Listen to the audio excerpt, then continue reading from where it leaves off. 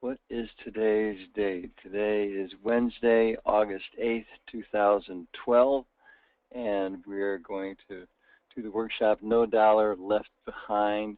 Let me start with a little introduction here. I'm Jack Chapman, and my partner is Steve Frederick. Together we run a company called Lucrative Careers, Inc., providing lasting and lucrative career solutions for people. And today's webinar that we're offering you at no cost is at 9 o'clock this morning Central Time, salary negotiations. That'll take us about an hour. And then if you want to double dip today, you're welcome to take the 10:30 Central workshop called Speed Search. Now, before we dive into this particular one, salary negotiations, let's talk for a moment to see how each of the other free workshops that we have for you can help you. I'm often asked, how can you afford to keep giving all this away? You have 6, 7, 8, 9, 10 webinars. You're done in person, live. And how can you do it? Well, one reason we can do it is it's our mission. Steve and I just love doing this work. We like providing lasting career solutions. We would do it whether we got paid or not. But another reason to offer these to people is the economy. The sooner we can get people back to work, and the sooner companies will be able to hire more people, and we'll be able to eke up our unemployment, or eke the unemployment down and eke our employment up so that we get past these tough times again. And however, we have a little trouble when we offer a lot of things free. People think, you've heard the phrase, you only get what you pay for, and people think, well, if it's free, that can't be worth very much. Today, I would like to create a $5,000 or more value for you, but at the end, I'll give you a quiz, and you be the judge. You tell me whether this is indeed something that is not only free, but also really high quality, the best in class. We often, at the end of a workshop, take some time to call you up and say, how did it go? Was it indeed the best thing, equal to or better than anything you've seen out there? We want to keep it that way, and we appreciate your feedback if you do that.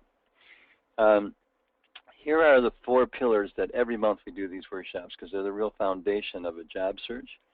And to get a job search going and going well, you need the right kind of marketing materials. We have the workshop about resumes. You need to be able to spend your time wisely on the internet and manage your time overall. And the 4th pillar, salary negotiations. That's the reason we do a job search anyway, is so that you can get paid, and this makes sure you leave no dollar behind. Our workshop that features the resume, let me just take a poll here for a moment. And which one of these things, or which several of these things do you experience in your job search? Do you experience, I ask these because the 4 pillar workshops that we offer really address common concerns that many, many people have in the job search. So you have a poll in front of you, and choose as many of the answers as are true. If you get conflicting resume advice, or your resume is not bringing in the number of responses that you'd like, click that one. If you're on the computer and you're spending a lot of time but you're not getting enough people contact and enough networking, then put that down there. If you feel like there's way too much stuff to do, you don't know how to organize it, things are falling through the crack, it's stressful, click on that one. If you think specifically that LinkedIn is not really doing you everything that it should, that you're falling behind there, should be better than you're doing, check that one. And then lastly, if your salary, do you think salary might be screening you out of an interview? People ask you, what's your salary? They hear it and they think, thank you very much, and you never hear from them again. Does that ever happen to anyone? So about 3/4 of you have voted. I'll just give you another moment here to click in that poll and submit your results. Thank you. So look what we have. The only one that's underneath 1/3 of you is the need to be more organized, more time, more peace of mind. Other than that, all of you are up to 1/3 and computer time with not enough contacts is actually 3/4 of you experience that. So these are all things you can see they're very, very highly experienced in the job search, and we have a workshop to address each of those areas, those needs that you have. We have 5 pillar workshops that are the foundation. The workshop on the resume, if you're getting conflicting advice from people about what you should have on your resume and should it be 2 pages or 1 page, etc., this will give you the answers to that. Plus, it'll tell you some of the reasons you're getting conflicting results is you have 7 different audiences for a resume. You have a hiring decision maker, you have personnel, you have recruiters, you have networking contacts, all kinds of people are looking at it, and they all want to see different things. So if you later want to attend this workshop, it's called Don't Send That Resume. And we will give you alternatives to a resume in addition to advice about how to have the best resumes. Pillar number 2, LinkedIn Basics, LinkedIn Master, finding a job electronically. If you feel like you're spending a lot of time but not getting enough context, this is the workshop for you to attend. And also later on, just this morning, we have a workshop on time management, which will give you an hour or more extra time every day to work on the important things in your job. We encourage you to take that workshop. And then lastly, the one that we're just doing now, salary negotiations, I call it No Dollar Left Behind. I'm the author of a book on that, and we'll be sharing that with you too. Besides those 4 trainings that you can come to every month and send your friends to every month, we have special trainings, the Getting in the Side Door, Guided Imagery. We just finished the one at the bottom there, Protecting Yourself from the Coming Double Dip Recession. I recorded that, so if people want to see that, we'll be able to get that to you, and you won't be live and interacting. You'll be able to ask questions, but it will have all the information on it. And speaking of that, let's see, how can people get that? I know. At the end of today's workshop, I'm going to have a special offer for you, something that I think will be of great value, and I can include the double dip recession in that offer. Then there's one other thing that we offer, which this is really a powerful, like a big train engine, something that can make a big difference in your job search. And that is something called a CAP session. If you take a look at this choo-choo train that's heading down the tracks, something's wrong with that, right? So let's see who can tell me in the question box, what's funny with that picture? What doesn't make sense here? Einstein said, no one can create a solution if they stay in the box that they're thinking of. Or I think you know what, that's not quite right. It was something,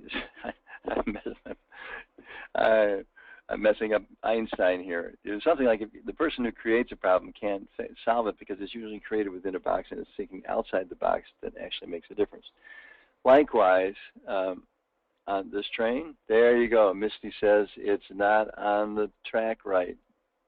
Definitely. You got one set of wheels on the northbound tracks and one set of wheels on the southbound track. And if you're inside the train, it doesn't look bad. It looks like, well, we're heading right down the tracks, and that's going to be a problem.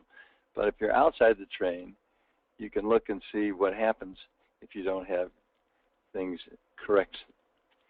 A career action plan meeting explores with you what you're doing right, what you're doing wrong, or what's missing in your job search. And sometimes that's all people need. Here's some examples of things that people have got out of a CAP session. I had someone come in who was saying, my resume is not good enough, I'm not getting the right results. And it took us about 15 minutes to figure out that it wasn't the resume at all. He was using and disclosing his salary and being knocked out of interviews that way. Once we corrected that salary, then he got more interviews and got hired shortly. Someone came into me and said, listen, here's what I need. I think I need help. I need help in a job hunting interviewing skill. And because I get into interviews, but I don't really get hired. And it took only a few minutes to decide it's not really your problem. You're getting close enough. You're just not getting enough in there. And the reason is that you're too old. I know we're not supposed to discriminate by age, but it's a cruel world out there, and that's what people do.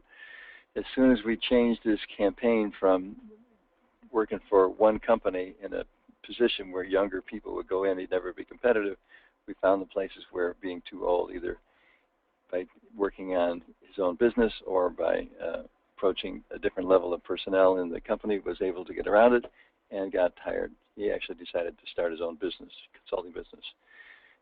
Had someone who was in operations and HR and presented herself as I could do either one, and people didn't want that.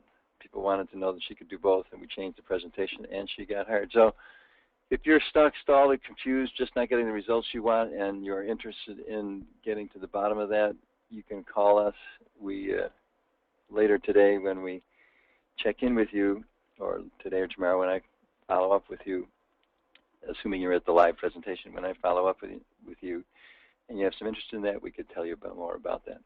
So meanwhile, thank you for folks for participating. We should be, oops, I did share these results, didn't I? Attendees, okay, I'm going to hide them now. It's, we're ready now. It's a few minutes after the hour. We're ready to jump in. And how are you going to know where all those workshops are that we offer? Well, if you haven't yet, you will soon receive our 1-minute career letter. It's always going to let you know what's going on and hyperlink directly to the website so you know what the workshops are coming up. In terms of your experience and the workshops, the way to get the most out of it, like today, is to participate fully, get value for yourself.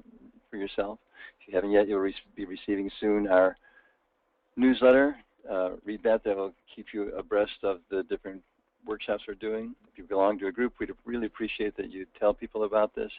And we ask you, if you would, to tell people, as long as you get value for this, we ask you that you share this with other people. So while I attend slides, you can take this poll and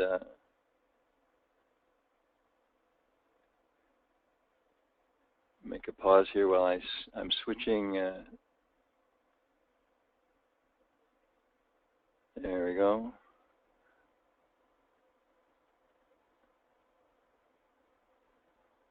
Sorry for the silence here. I'm working on getting the right slide to come up here so we can start our show. There we go. Thank you for this poll. And here's what people say.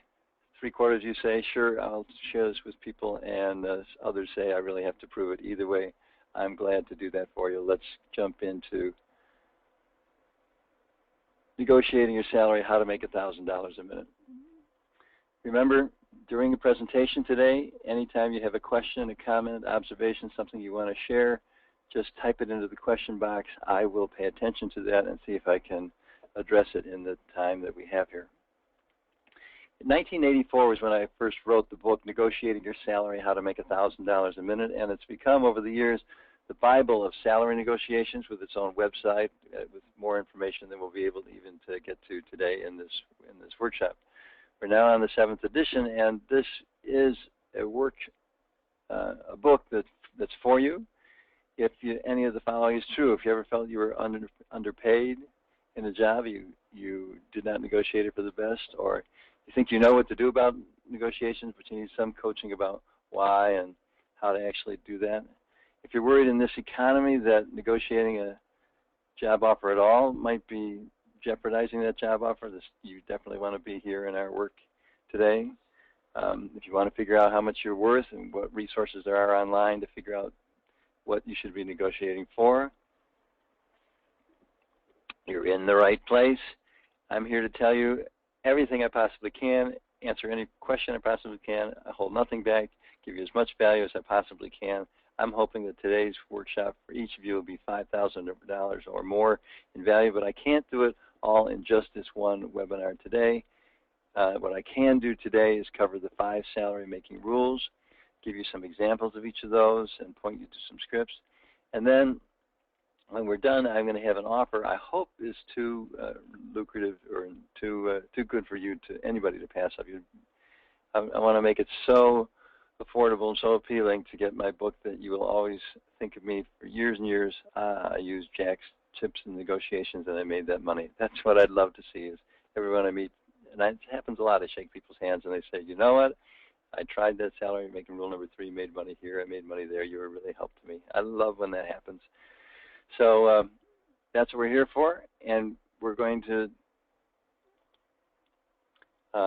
start by looking at, of the 5 salary making rules I'm going to teach you, what are the 2 most important ones and what do they have to do? The 2 most important rules in salary negotiations have to do with timing. When to discuss it at all and who goes first. Now, think for a moment, when do employers want to discuss this salary? Well, employers often are looking to get salary information because they're worried about that whatever their budget is, that you're too high, or sometimes even that it's too low, or sometimes just using salary as a number that they want to screen candidates out with.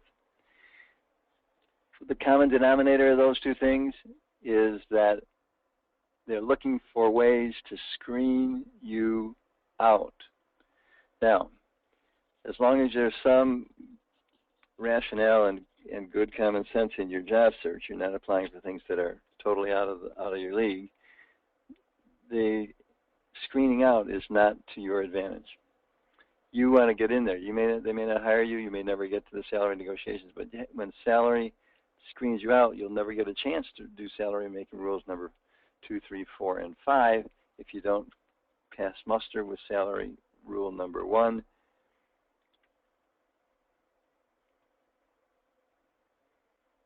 To avoid salary, to avoid being screened out, postpone salary discussion until there's an offer.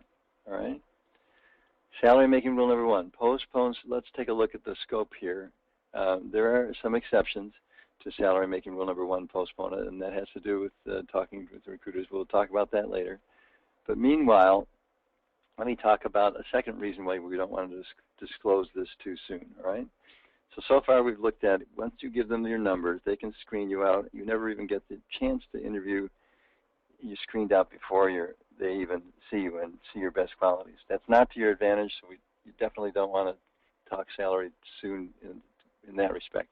But there's another reason why you want to postpone salary for a while, and that is human nature has a process we go through when we want to afford something. And it goes like this. The 3 stages I think of when I think of negotiations, and this is not salary negotiations only, it's any kind of negotiations. It's a flea market or any place that you're buying or selling something. We always start in the budget phase. So let's say you think it's time for you to get a new car. You look in your budget and you notice, wow, there's no new car payment in the budget. I've parceled it out. Here's my rent, here's my utilities, here's the savings for the college education for my kids, entertainment, Fido the dog, and there's no room to budget in a car. But then people around you get new cars. Your car has a repair bill you think is too much. Your employees are driving a car that looks better than yours, and it just becomes a little bit more interesting for you. You haven't changed how much money you've got, but you think, well, let's see, there's refinancings and stuff going on now that weren't around before the $1 trillion meltdown. Maybe I could refinance and save some money there. Food, I've been talking about the diet. Let's just eat every other day. Cut my food bill in half. That'll save a lot of money. Entertainment, we can watch movies. Sign up for Netflix instead of heading out to the theater. College for children, Fido the dog. These are all things that you can change on them without having to change the actual amount of money. But that's not as powerful as, for people making decisions, it's not as powerful as the judge-it stage. The judge-it stage in salary negotiations is when, or any negotiations really, is when you notice that what you have here is not an expense, but not an expense, but instead it's an investment. It's something that pays for itself. That's the difference between an investment and an expense. So if you're negotiating your salary and you find out that there's a way that you can make them or save them more money, then they should be willing to pay you more in salary. But it takes some time for you to get that. Let me give you some examples of this, and then let's see. Well, actually, you know what? Let's see if this has ever happened to somebody. Um,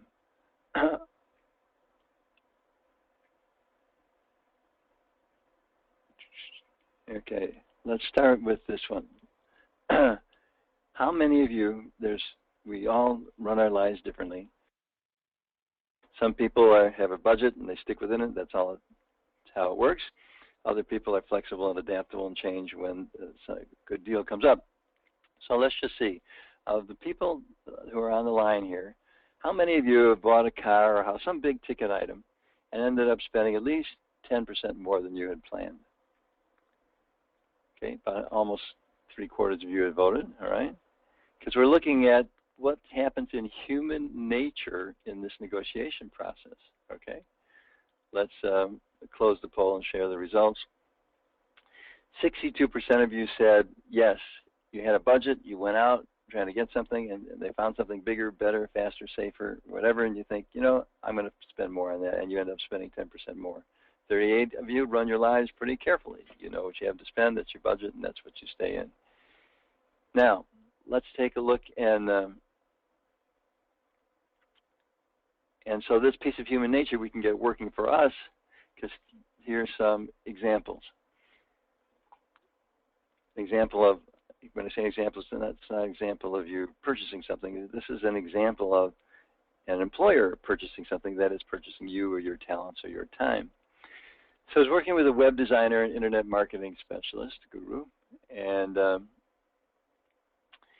the company wanted to hire somebody, and all they really had set aside was $50,000 for somebody to just keep things as they were, make it a little bit better, keep it updated, etc., but nothing really radically revised. My client said to himself, you know what?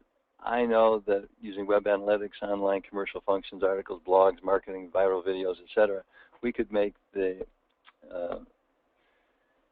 website not just a billboard and expense, but we could make it actually a point of commerce and make it pay for itself and bring a lot of money in.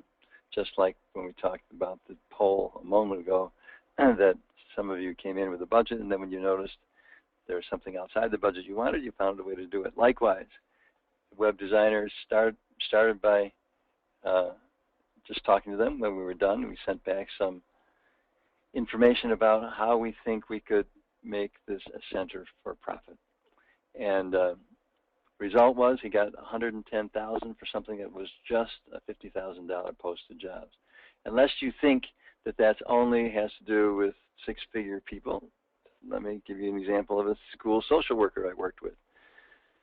The school budget she was looking to get to, she wanted to move into public high schools that paid more than the parochial high schools. And the school she was going to said the job was a $35,000 job, non-negotiable, 8/10 position. Now, she was making $35,000 now for a full-time position in a parochial school, a private school. The result was when they said they wanted her, and she said, let me flesh it out a little bit. She went in and she said, you know, I'd like to interview for the position. And they said, now, you know, it's only $35,000. It's an 8/10 position. And she said, well, we can handle that when the time comes. And they said, no, we can't. That's the budget. That's as far as we can go. It's union, and we just can't make exceptions for people. She said, well, let's interview. So she did interview, and they liked her the best. And they called up and they said, you know, we're ready to start. How does $35,000? She said, let me come in and talk. And the principal said, I know, you know, we can't do anything about the salary. Well, here's what happened. She went in there and found, you know, how teachers, if they take on extracurricular stuff, they get a stipend for it. There was a stipend for computer and electronics that took some time. It was a $6,000 a year stipend. She nudged the principal, who called the teacher up, who had that responsibility to start with, and that teacher said, no, you know, I'm done with it. You can give it to her. So she got that extra $6,000, gave her totally a $41,000 job that originally started at 35. So I hope that's not too confusing. If you have any comments, questions, observations, reactions, examples, anything you want to say, or if you have a microphone and you want me to unmute you, I would be glad to do so. Let's just double check that we have 17 people on the line. That's good. 34 people signed up. That's about right. So AJ, Amber, Ed, Jayesh, and all of you on the line here. Any questions, comments, observation up to this point? Can you see that, one, so you won't be screened out, and two, so that the employer can really recognize the value you bring to a position? Salary making rule is, number one, is postpone salary talk till there's an offer. Okay? Let's just take a look at the whole scope of the workshop today, because we're going to cover all 5 of these workshops, all 5 of, of these salary making rules. Salary making rule number 2 is going to be about who goes first. There's really 2 ways you can go on that. Salary making rule number 3 is a fun one. There's a 4-letter word we're going to blurt out.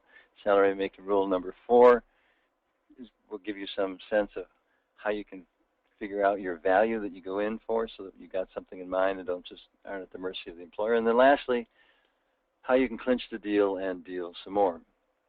But first, the exceptions. Do you remember earlier I said the rule is postpone salary talk until there's an offer? The exception to that rule is when you're talking with a third-party agent, a headhunter, staffing person, somebody that's a representative between you and the company. In that respect, they are eager to get you hired, and they're not going to let salary get in the way if they can't, if they can help it, because they don't get a commission if they don't get someone in there hired. So postponing prevents screened out and bottom fishing, but you don't have to worry about that issue with recruiters, employment agencies, and sometimes internal recruiters. It's too technical to go into when that's in your favor and when you need to postpone with them. So another exception is when you're talking in a networking interview to discuss salary and you want to find out what your competitive worth in the market is. That's another place where you don't have to wait until someone there gives you an offer. You can simply get that information. So you all should be looking at slide number 16. And let me just double check here. Any questions? Oh, there we go. Jody says, how do you handle it when you're applying electronically? They always ask for a dollar amount. That's a great question, Jody. And it's really a difficult one. I'll tell you, the bottom line is you want to put something in that box that won't get you screened out, right? I mean, if you're screened out, it doesn't matter what you put in that box. If it screens you out, you're not going to get a chance to negotiate your salary. You'll never even get the interview. So what's a number that will go out, that will not screen you out? Roughly the mid-range of whatever your research tells you the position is worth. So if you've got the mid-range of what that position is worth, that's what you put in the box, and it should get you into the interview.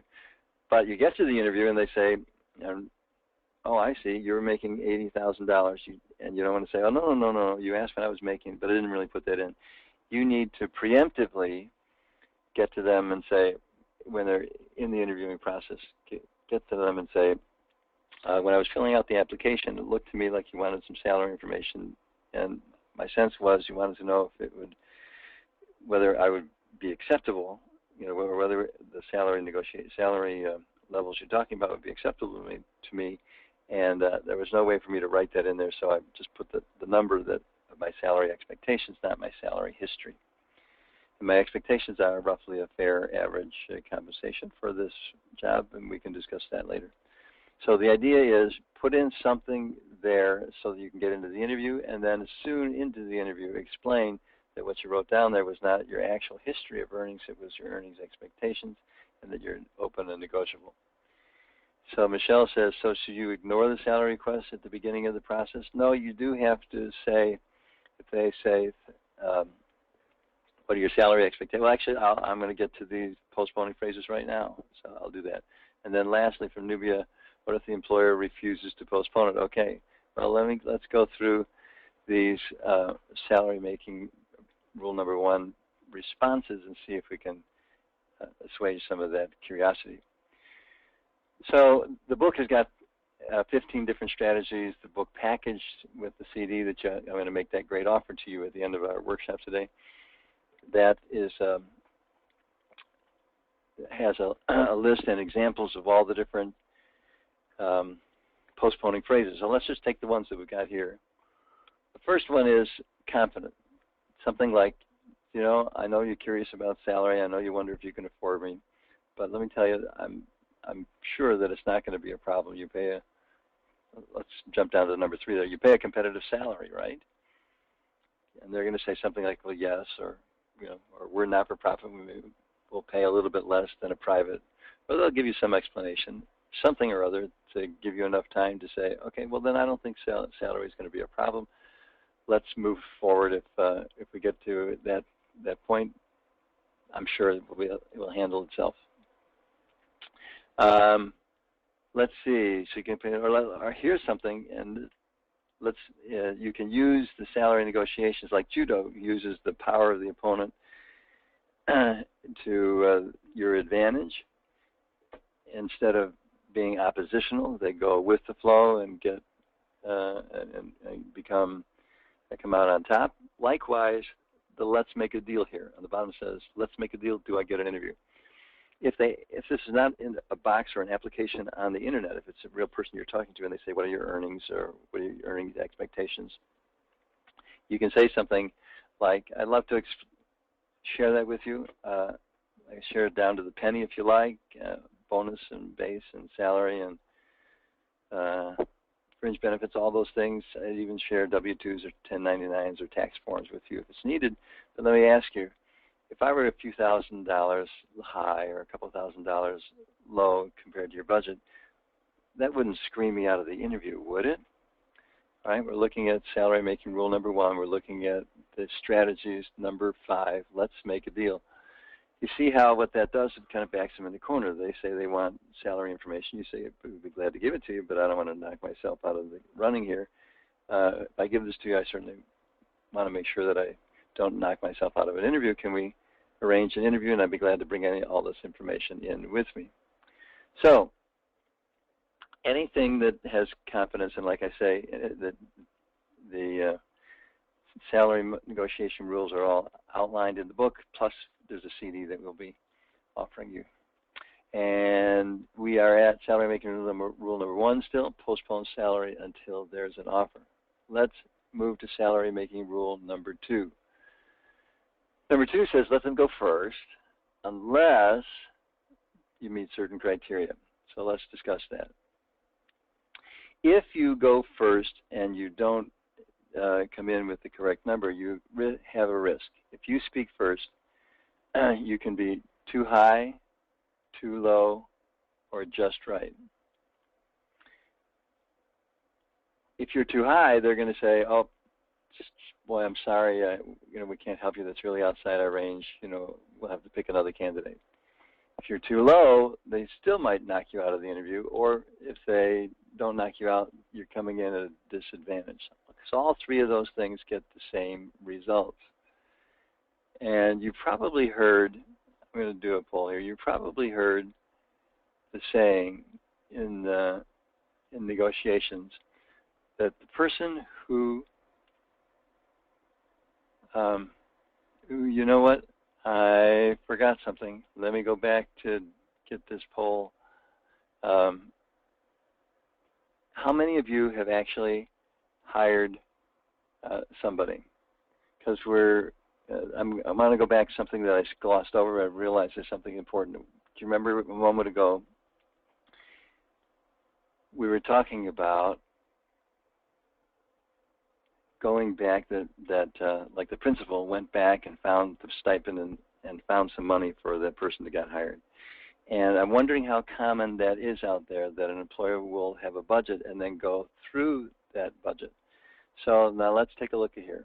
So we have, of the people who are on this workshop this morning, on this webinar, 60% of you have hired people. 40% of you have not hired people. So let's take let's take those of you who have hired. Of those of you who have actually hired people, how many of you have, when you found a really good candidate, you said, I got to have him, and somehow you went back and you found some money for that person? You found a way to bring them aboard. Usually that comes out about a little bit better than half. Let's see what we have here. Yes, look at that. 60% of you, when you got someone in that you thought was good, and you really liked that person, and they were making a little more than you were planning to spend, you went back and you got the budget, the copier budget, the telephone budget, the travel budget, the training budget, someplace or other, you found a few $1,000s. Because they're usually not tens or hundreds of thousands of dollars apart. It's usually only a few thousand that you're apart. So it doesn't happen all the time that someone, that if you're too high, that they'll go back and find that information. But look at that, 60% of these people on the line, 60% of you said, of those who have hired, you said, yes, you went back to the well and you found a way to find that person some money. All right, we're going to do another poll here, one more poll. We're now going to get salary making rule number. That wraps up salary making rule number 1. Now I want to get to salary making rule number 2. Many of you have heard that the person who speaks first in negotiations, the person who speaks first loses. How do you think that is rated? Is that really true or is that not true? Well, here's the results. The results said, half of you said it was true, half of you said it was false, and let's talk about what the real numbers are here. So a moment ago, I talked about if you come in first, you could be either too high, too low, or just right, and any of those could jeopardize the offer. On the other hand, it is the answer to is the one who speaks first loses, that phrase. That is a false statement. Here's what I mean. In human behavior laboratories in universities, they study this negotiation process. And it seems that I'm going to tell you one of the actual stories. It's kind of cool. They brought in 50 people into a room, and they put a vase up in front of the room, and they said to the people who were there, "You have money there. We'd like you to bid anywhere between $0 and $100 for this vase." And but before you put your number bid on their card and send it in, please jot down the last 2 numbers of your Social Security number. So they did it. They put down their last 2 digits of the Social Security number, and they put in how much they're willing to bid for the vase. And lo and behold, the people who had a higher Social Security number also bid more for the vase. Why? Does that have anything to do with each other? No. It's just a piece of human nature. In negotiations, the person who speaks first establishes an anchor, it's called. I call it a magnet.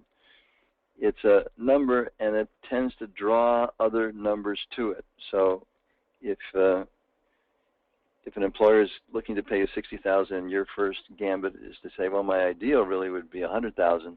You're $40,000 apart, and immediately starts drawing his number up. You won't see it. He won't speak it out loud. But if he was thinking 60, he's going to say, well, we weren't thinking 100. That's really a lot. But, would 65 do, or 70? And it'll already have gone up in his mind because you go first and give it a big number. So if you want to have no risk, then let the employer go first.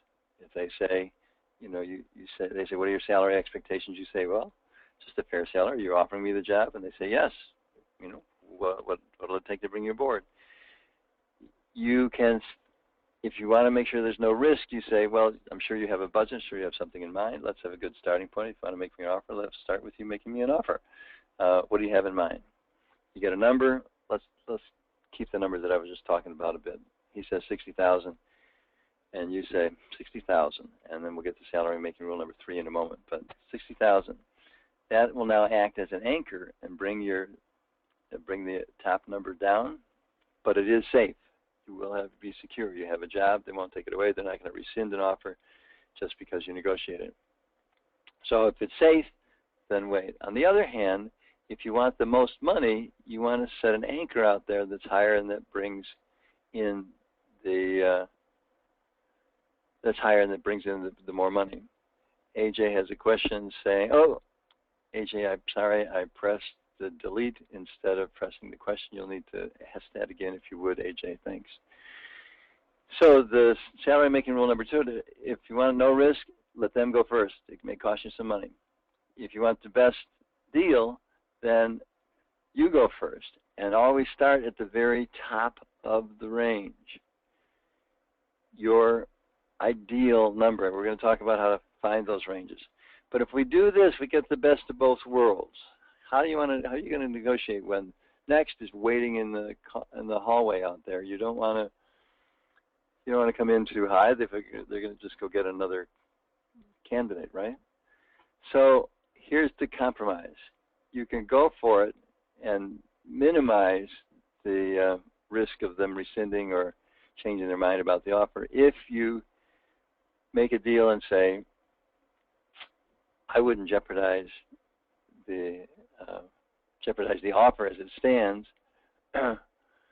by discussing some of the items in it, would I? I'd be glad to talk about money, but let me ask you a question. If I were a little big or small compared to what you're looking for, that wouldn't knock me out of the running or change our agreement here, would it? And it gives us some leverage, but it gets back safe. There's a little safe picture over there. Actually, a big picture of a safe.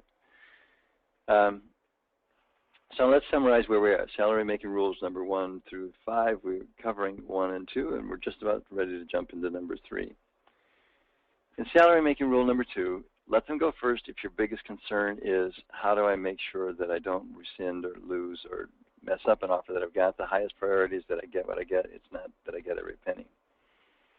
On the other hand, if you're willing to put it at risk, or you're the only one applying for that job, or you know that you qualify so much that you wouldn't lose by coming in too high, then come in with your biggest number and negotiate from there. So in that case we were talking about, if you're saying, well, the ideal really would be in 6 figures, then you negotiate down from that number rather than up from 60. Somewhere along the line, whether you go first or they go first, they're going to have an offer. When they say they're offering, say, like the example we were talking about, $65,000, your best response to that is to give them a 4-letter word. You say, first you repeat their offer, it's $65,000. Then you say something that's got no vowels. It's a 4-letter word. You use it all the time. When you use it in negotiations, you usually make more money. Anybody know what that is? Type it into the answer box or the question box.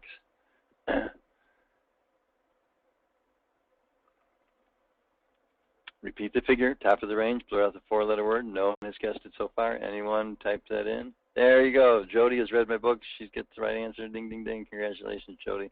The word is H-M-M-M.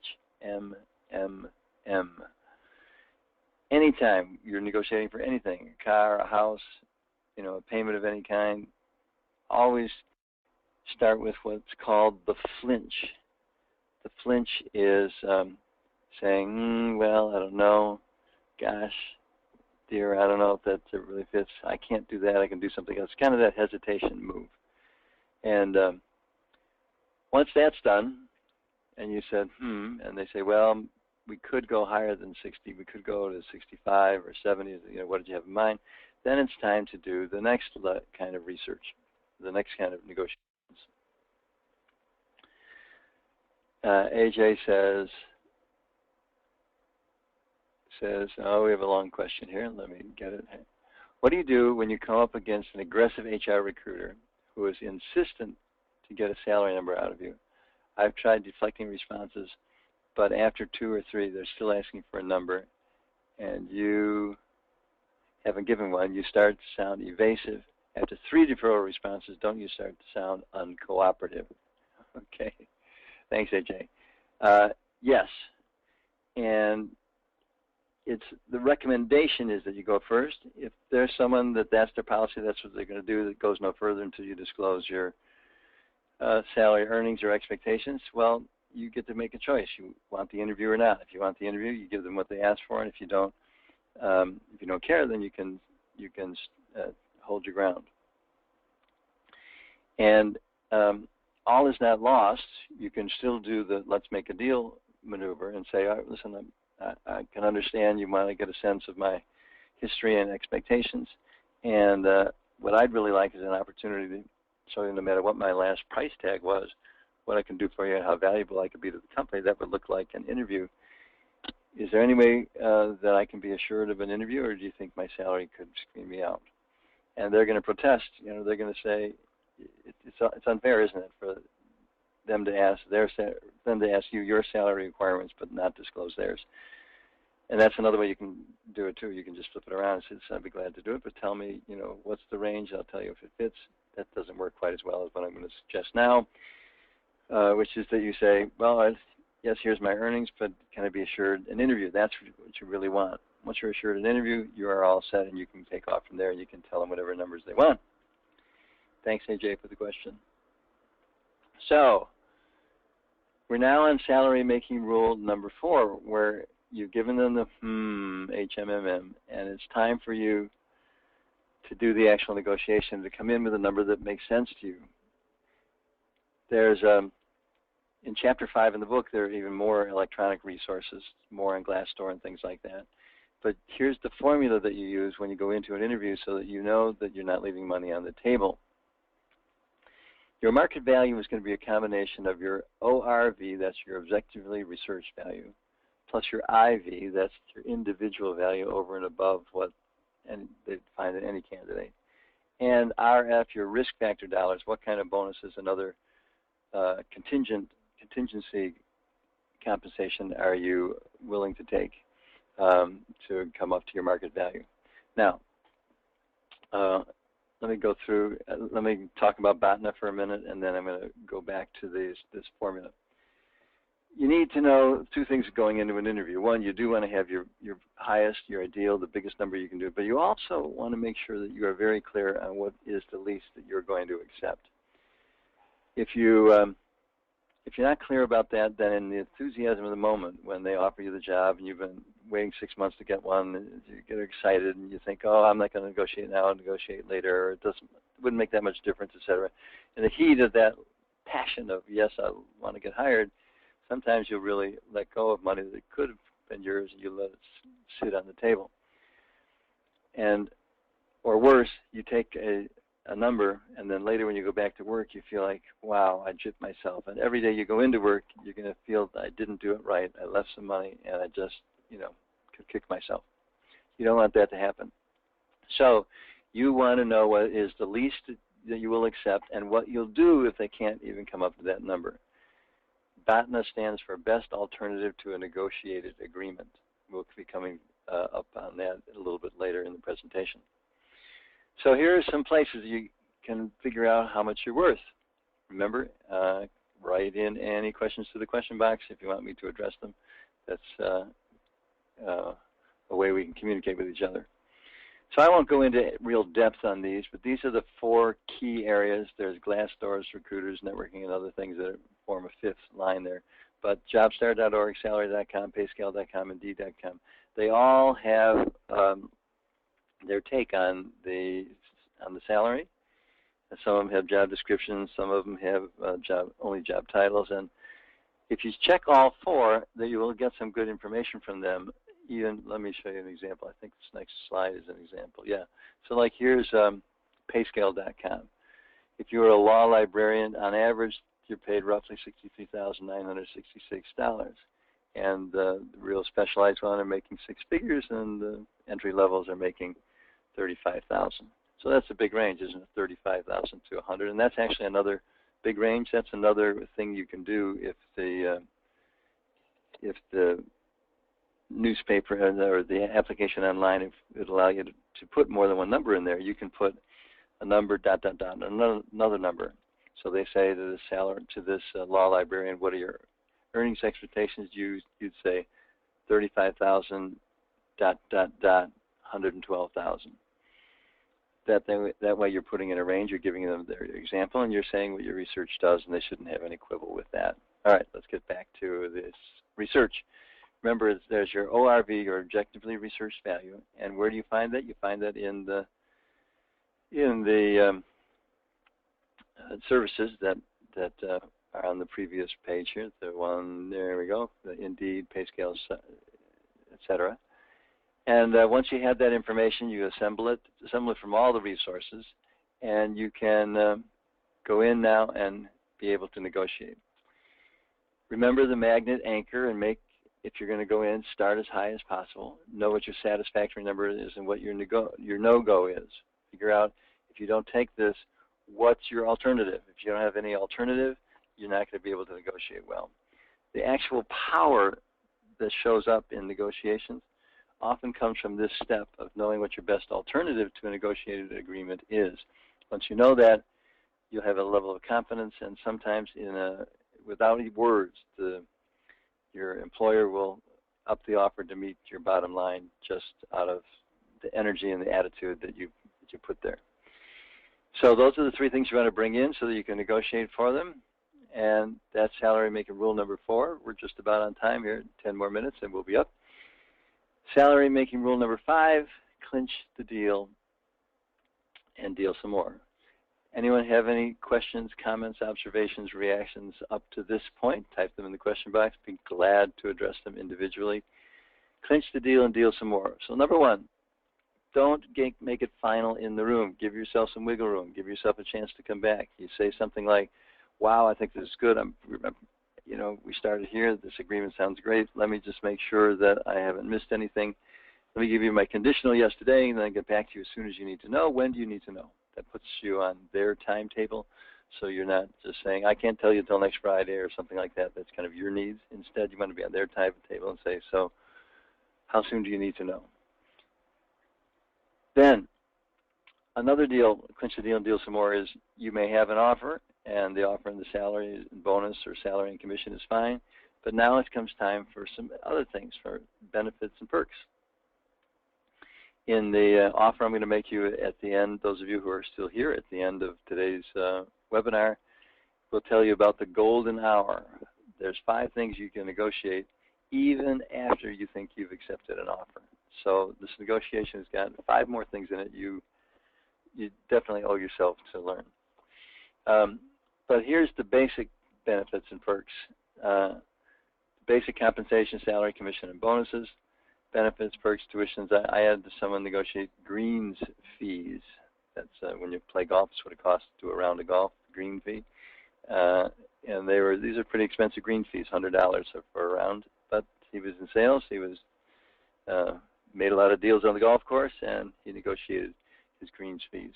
And you can too. So here's some examples, and these examples generally come from my experience. I've been coaching people since 1984. I think it's about 1,000. It must be more than 1,000. If I looked at my file cabinets, I must have a couple thousand people that I've helped just specifically, sorry for the sound, just specifically about their salary negotiations. Here's some examples of things I was able to do.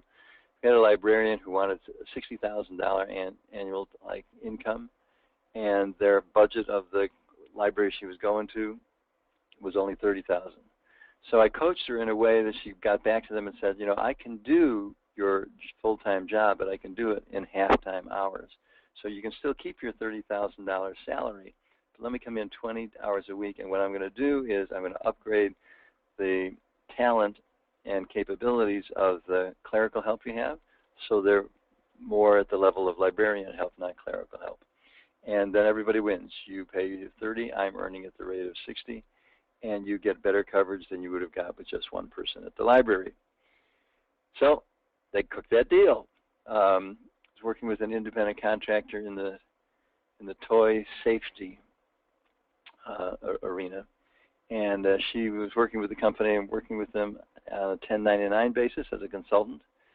And there was some issue about whether she should be a consultant or not and what they wanted, but we were able to say, well, a fair salary should be not just the money we make, but should compensate me for all the extra taxes and other things I'm going to need to pay as an independent contractor. We were able to increase the offer by $30,000. Here's something. I was working with a purchasing agent who negotiated a bonus. Let's take last year as a benchmark. Anything I can bring you in that saves money over and above what you did last year. How about for every dollar I save you, you just give me a dime. You made a lot of money with that commission, and actually it's more of a bonus than a commission. And we have sales territory. Now this is, if anyone's in sales, pay close attention here, especially if you're in the kind of sales where it starts out there's not a territory and you end up there is a territory. What often happens is you get out there like the little red hen. Remember, who will help me plant the wheat? Who will help me thresh the wheat? Who will help me bake the bread? And the fox and the goose all say, I won't. And then it finally comes to who will help me eat the bread? And they all say, oh, I will, I will. Because that's what happens in sales. You do all the trench work in the trenches to get the new orders coming in and get a stream of income coming in from the sales that you make. And once you get that going smoothly, it can often happen that your employer says, oh, now that we got this going, we really don't need you to service these accounts. We'll bring them in-house and take care of you. Go to another territory and build another territory. Well, that kind of steals all the time that you put in to make that thing right. You had something going now. You can't say to them, no, I want you to guarantee me this territory forever, because there's mergers and acquisitions and things like that you can't be in control. But you can negotiate a buyout. This is this fourth one on the page here. You can negotiate that if they're going to take house accounts that are not house accounts and bring them in and make them house, that's fine, but they owe you some commissions. If it's bringing in $10,000 in profits a month and the average length of a contract is somewhere about a year, well, that's $120,000 or $1.2 million, I forget,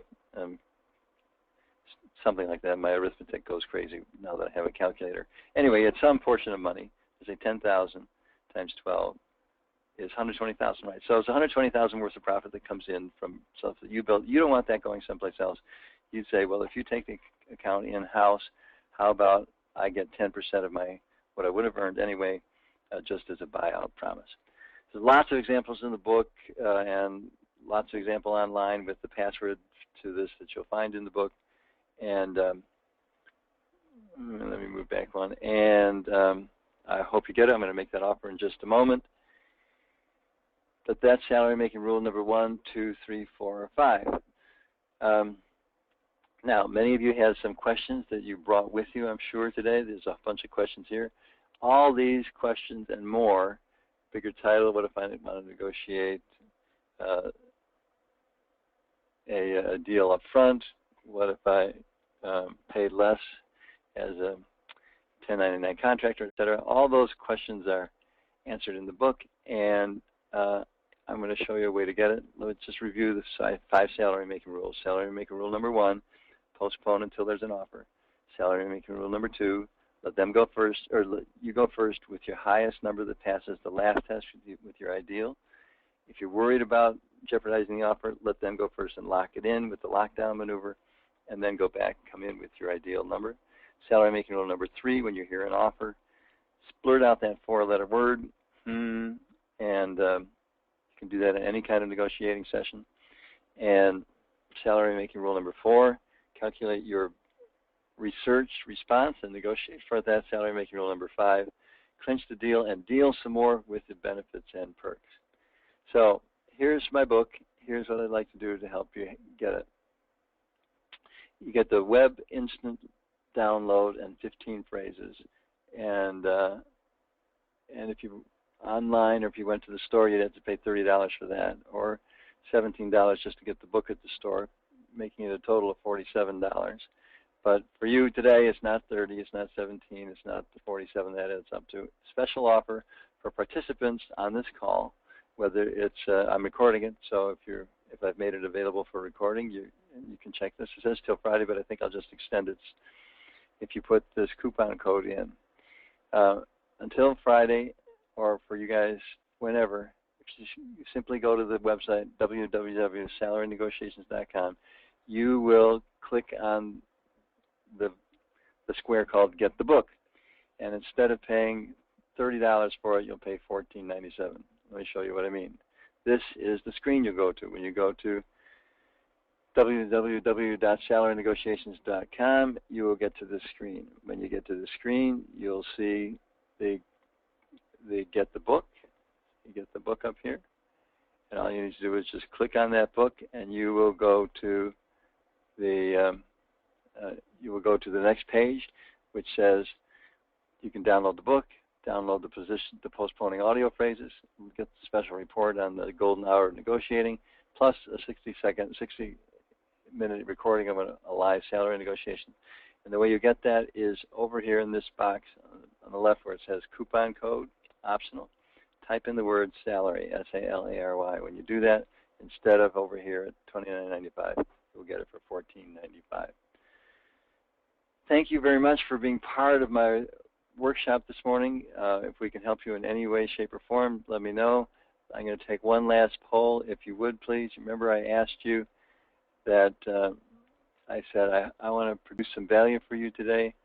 If you would just take a moment and answer this question of how much more money do you think you will make if you listen to this again or get the book, or just from what you've learned today and employing these tactics.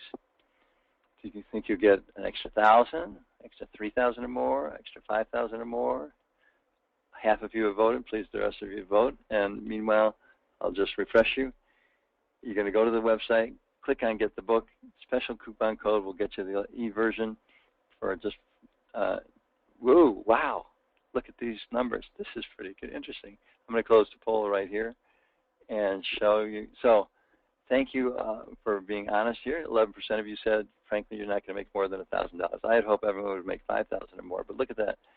22%, you've got $3 more grand in your pocket. A third of you are going to have $5 more grand. And look at that. 22% said they figured 25,000 or more extra money. Boy, I'm thrilled when that happens. That's really a great thing. Thoreau said, if one advances confidently in the direction of his dreams and endeavors to live the life which he had imagined, he will meet with a success unexpected in common hours. And I expect that that would be something that would apply to you. Thank you very much.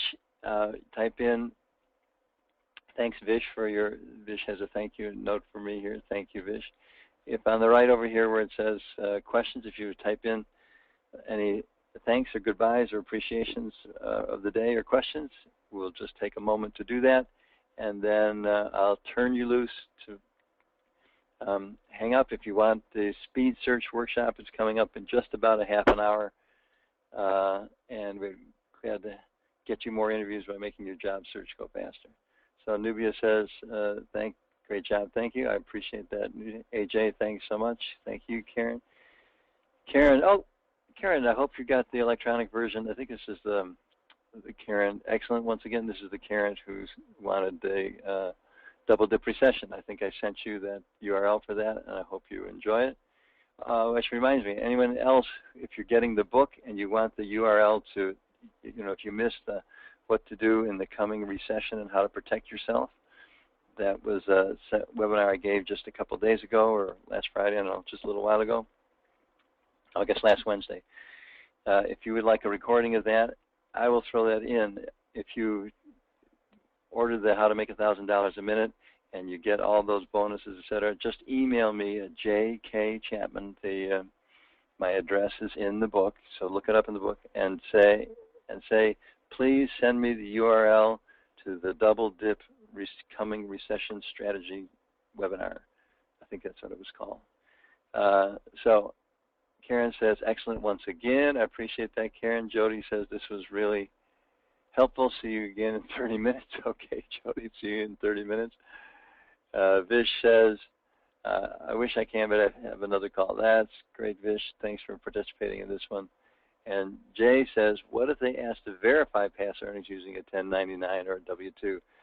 Go ahead and show it. There's no problem with doing that, but withhold it until they're making you an offer. Just say, listen, I'm sure you want income verification, and in these days of Bernie Madoff and all the Ponzi schemes and stuff like that, I know that people really value honesty and candidness, and you won't find anything different in the docs I give you from what I've told you here. But be sure to, I'd be glad to send it in to you. So Jay, that's all you need to do. Jay also says, thanks for the info. Okay, you're welcome, Jay. And Vish, you wanted the URL? Just order the book. And my webinar, I'm sorry, my email address is in the book. Email me a confirmation that you bought the book and you would like the URL to the what to do in the coming 2013 discussion, the recession. All right.